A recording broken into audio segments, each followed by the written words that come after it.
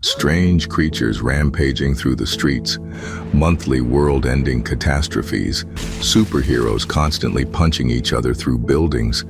Being an ordinary citizen in the Marvel universe sometimes sounds like the worst nightmare imaginable. And yet, did you know there are actually comic book issues and stories that show how hard it really is? For example, after the villain Nitro unleashed his powers and killed 600 people, Tony Stark supported the creation of the Superhuman Registration Act, which required heroes to register their identities with the government. This sparked the superhero civil war between him and Captain America, leading to numerous hero casualties. However, the greatest impact of the war was felt by ordinary civilians. In the comic Civil War frontline, we witness the conflict through the eyes of journalist Ben Urich. The story opens with Joseph Robertson, the Daily Bugle's top reporter, delivering a eulogy at the funeral of John Fernandez. Robertson explains that John was a seasoned journalist who had reported from war-torn countries and even won an Emmy. Yet despite all his experience, none of it prepared him for what happened when he became entangled in the world of superheroes. He used to say all the times he'd been bombed or shot at were just practice runs for the real thing. But he always was careful, and he always figured he'd see it coming.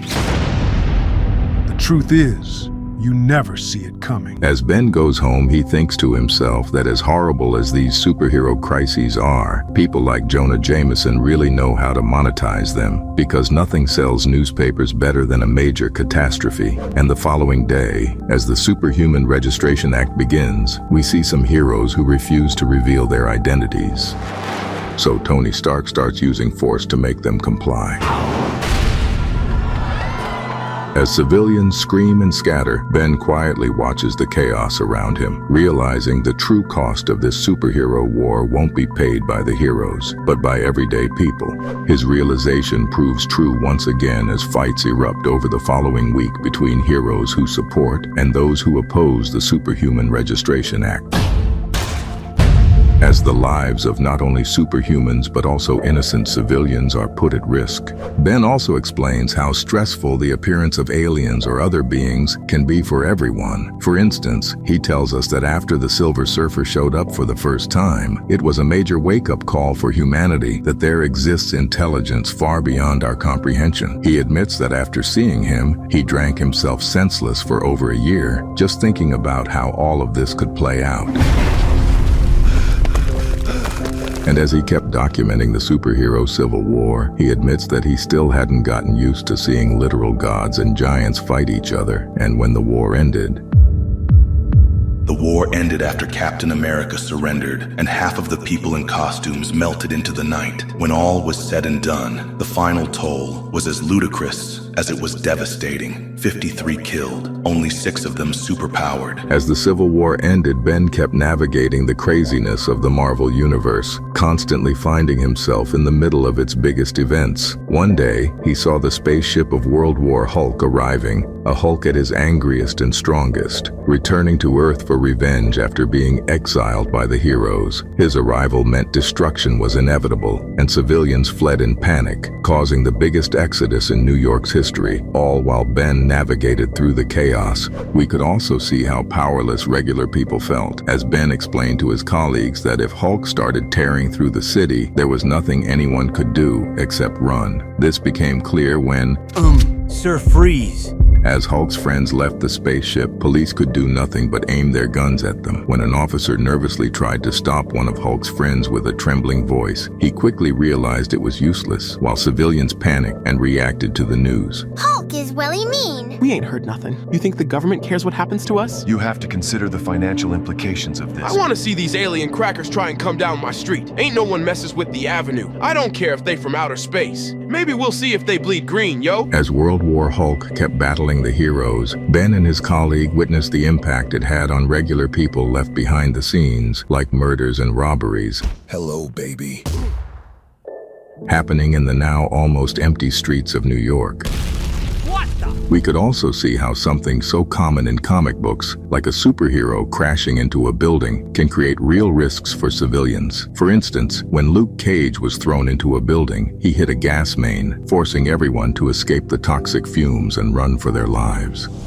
Cover your eyes! How someone like the Human Torch using his powers might affect others, even those standing far away. And how much work the military always has in the Marvel Universe, as regular people constantly wonder if they'll even have homes left standing when they return. Look at this! This is our life bed! They've broken all of our memories! I'll fix it, Doris. But that's always the way, isn't it?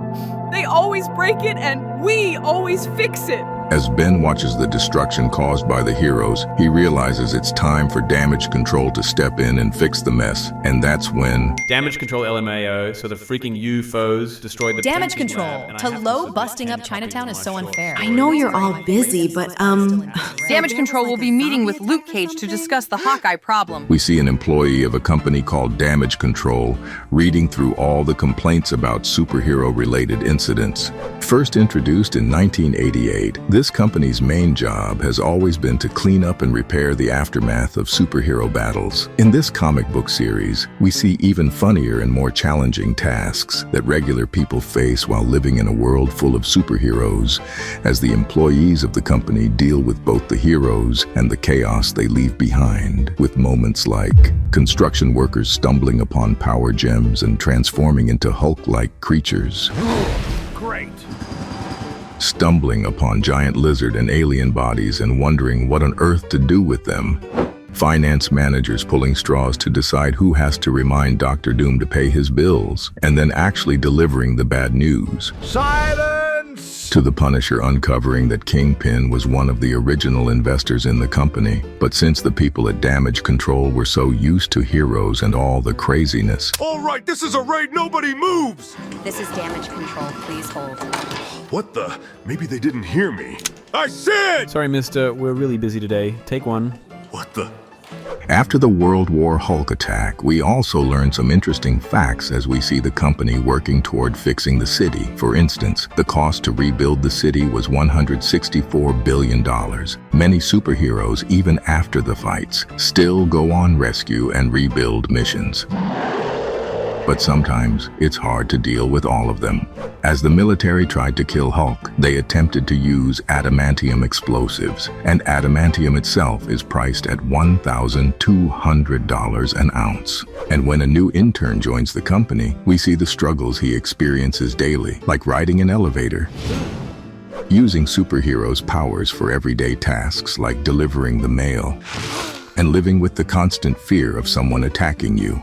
So, with the non-stop demolitions and reconstruction of the city, constant danger lurking everywhere, aliens and monsters attacking every month, and the constant fear of wars and losing your home, I think we can all agree that being a normal person living in the Marvel Universe kinda sucks.